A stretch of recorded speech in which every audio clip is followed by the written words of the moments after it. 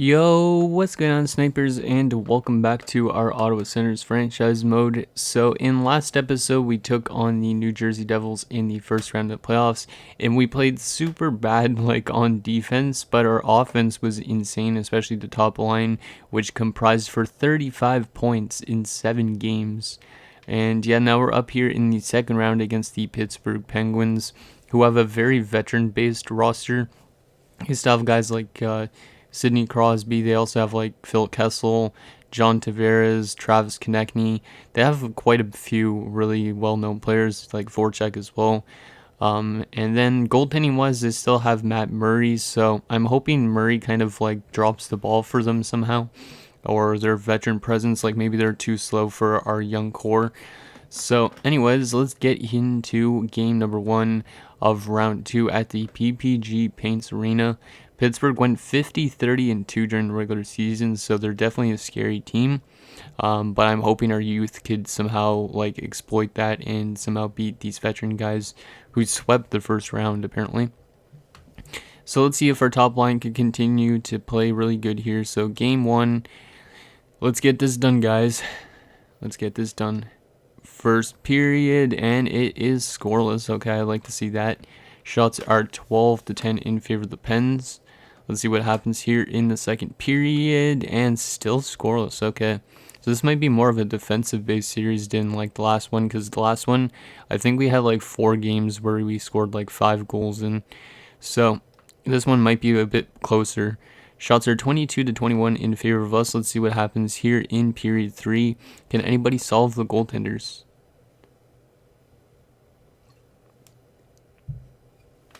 Still no goals throughout 50 minutes.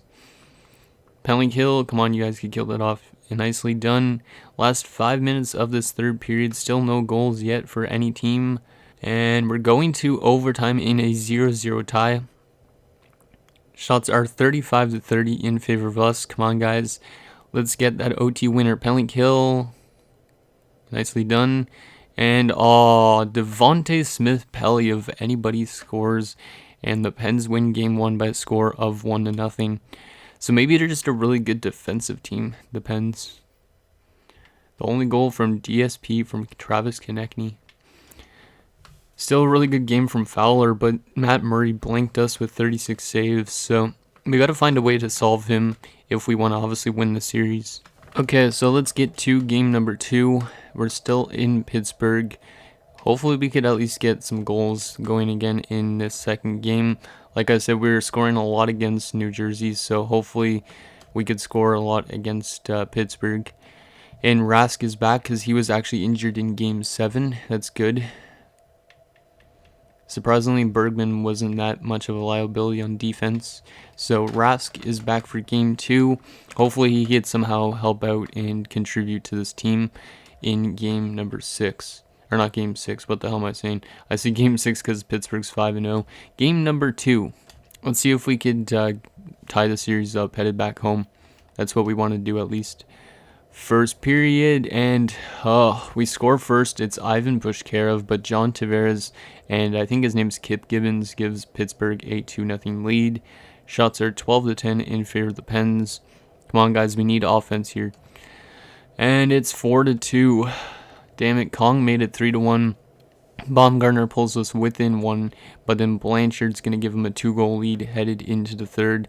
Come on, guys, we can't let them sweep us as well. They swept the first round. There you go, Loktionov. 4-3 game. Can we tie it up? Oh my god, Kessel makes it 5-3. Yeah, we're letting in so many goals in this playoff, in total. We've had multiple games where we've given up this many goals. Crosby makes it 6-3. We're going to have to take both of our games on home ice if we want a chance.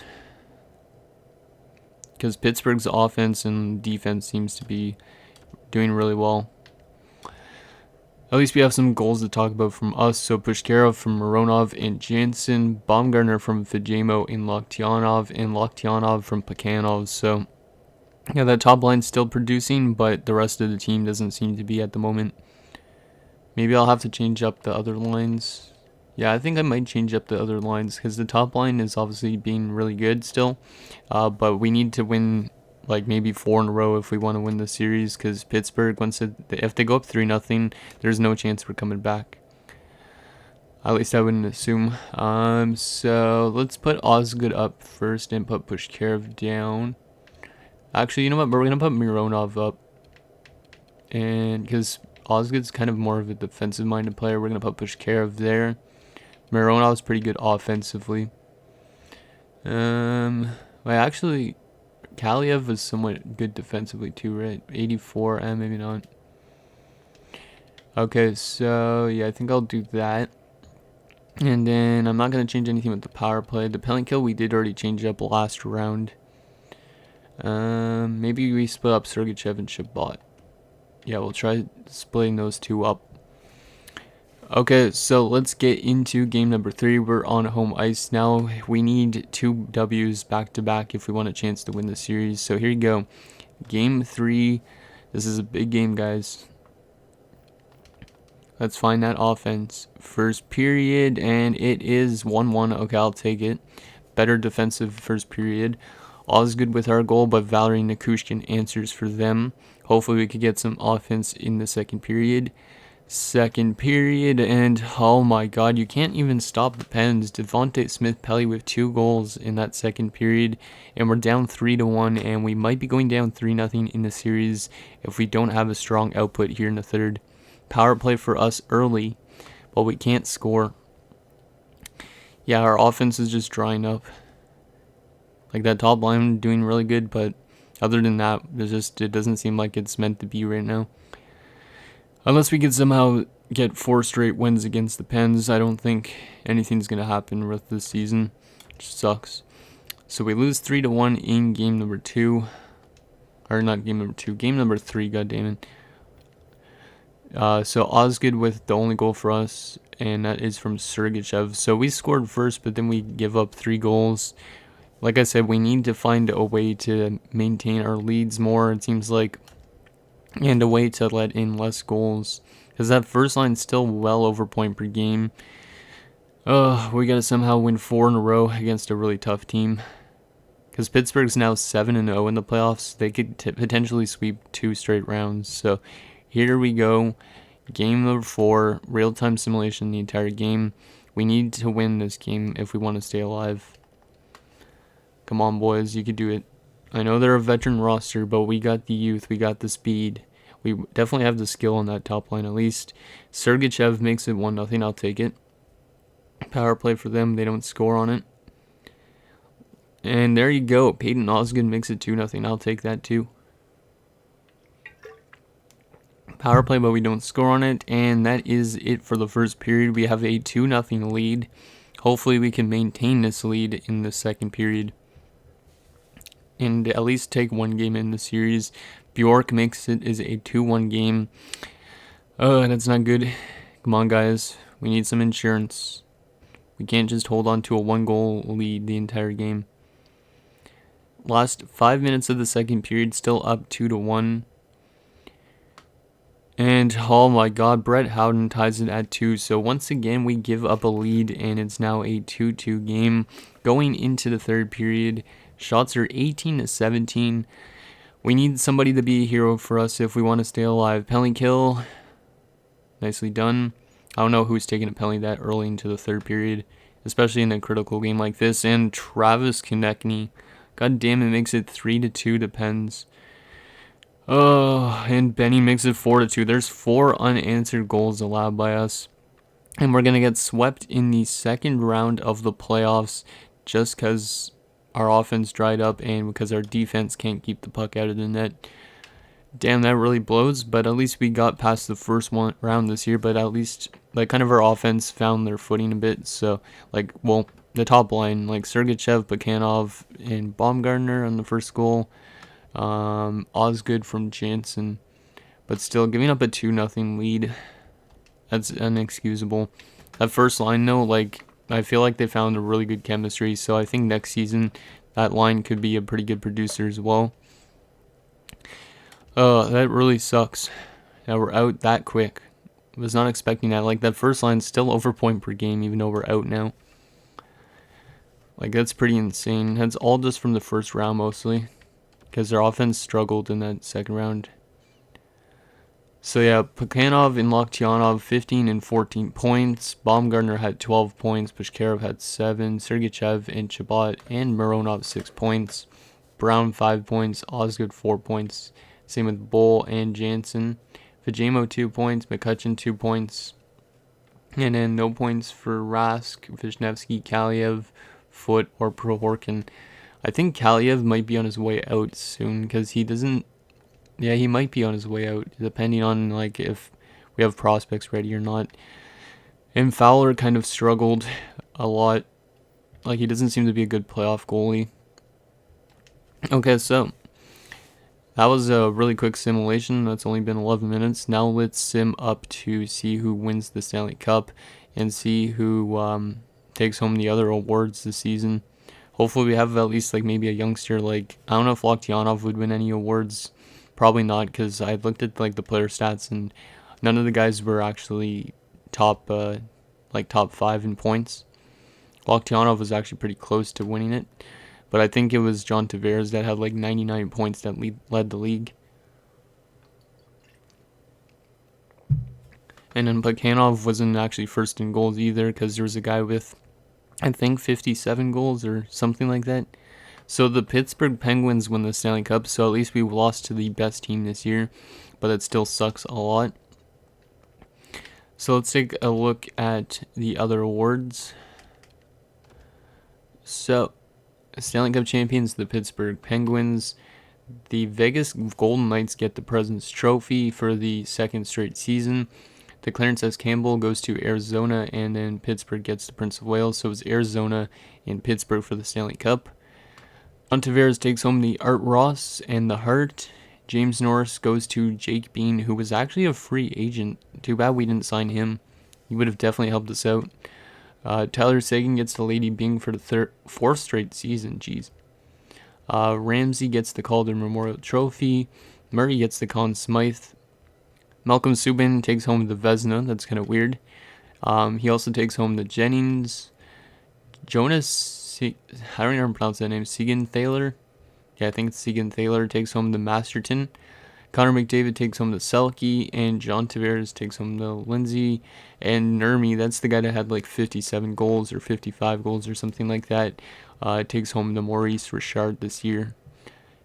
So there is the awards.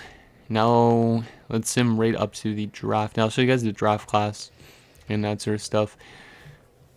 I think probably we're going to get a lot of good growth this offseason. So we might have to release some of the older guys like Logan Brown and whatnot this season, but at least our roster is getting better. So Dallas has the first overall pick, Rangers have second, and the Flyers have third. I think the reason the Flyers dropped so much is because they lost Carter Hart, because I'm pretty sure he's on a different team this year. So retired players, I don't think we lost anybody. So Kopitar retires with the Islanders. Giroux and Marchand retire with Buffalo. Pacioretty with the Rangers. Doughty. Simmons back in LA. Interesting. Okay, so those are the big retirements. Let's take a look at our team. I don't think we lost anybody, like I said. Yep, we did not lose anybody to retirement this year. That's good. Okay, so now let's take a look at the draft class and the progress reports, and then that'll be it for this episode. And like I said, the next episode after this will also be pre-recorded. So yeah, I think that next episode will be the final pre-recorded episode, which is the off-season. You guys will see that, I think on the Friday while I'm still in Mexico. I'm not 100% sure. So anyways, draft class. We're actually listed as a champion now, so I'm hoping we could bring back most of the guys next season. So we're definitely not drafting first overall, but Dallas is looking like they're going to be getting this Aldrich Kahn guy, who looks pretty solid. So we're probably drafting, since we got to the second round, maybe like 23rd or something. There's another Vishnevsky. And we do need right wingers, and this guy shoots right. This guy might be interesting. I think I will probably pin him. Yep, let's pin him. Let's also pin this Hillen guy just in case. Who else? We don't really need defensemen. Terry Breen. I'll just pin those guys. Do we have any gems at the draft this year that we could pin as well? Yes, we do. There's a medium top 4. Might as well pin him. Same with this low elite, and same with this guy. Why not? Okay, so that is that. Now, final thing. Let's take a look at the progress reports. I don't think anything would change yet. Yeah, nothing's changed yet. It gets rid of all the things, actually, I think. Actually, maybe not, because Liam Ekholm, who's in our minors, he's going to be probably making the NHL next season as a top 6 defenseman, so we might have to let go of somebody like Tommy Rask. Also, Joshua Connolly, who we drafted last year, is a 78 overall. So, and he's medium top 6 forward potential, not medium elite, but he still should be jumping into the 4th line next year. So we got to get rid of somebody on the 4th line probably, like Fajemo. Yeah, he could probably replace Fajemo. In terms of in the system, Fuji grew a lot. Voinov, wow, okay, 69 overall, low elite. This guy's looking pretty good. Who else do we got here? Ovechkin is a medium top 9. Nordstrom up to a 68. What about the other goaltender? Kuleshov is up to a 75. Wow, okay. So he might actually almost be close to being a backup next year. He's probably going to be an AHL starter. But other than that, we have pretty good growth in our system. Okay, so I think that's all we wanted to do for this episode. I'll show you guys actually the contracts and stuff like that, even though I think if next episode is also a pre-recorded episode, I'll be doing all this myself, but I'm going to show you guys who's expiring anyways. So Thomas Chabot, Mikhail Sergachev, Baumgartner, I want to definitely get an extension for, and these two I don't think I might be, because they might leave the team for the youngsters that are jumping up. Brown might be leaving. Foot, I'm hoping I could get him back. Mironov, Osgood, Pushkarev, I'd like to get those guys back. Same with Jansen, Bowl, maybe Rask again. Fajemo. Anisimov, I don't think is going to make the NHL, so that's okay. How about goalies? Fowler, he does not want an extension. And he's an RFA, that's weird. Yeah, so we got definitely some things that we're going to have to think about like releasing in the off season. I'm just not sure exactly what we're going to do, but I'm going to have to think of that for next episode. So anyways, guys, that is going to do it for this episode of Sense Franchise Mode. So in next episode, we'll have the entire off season as we look to kind of build up our squad to making it farther than the second round next year. So let me know what you guys think, and I'll see you guys next time.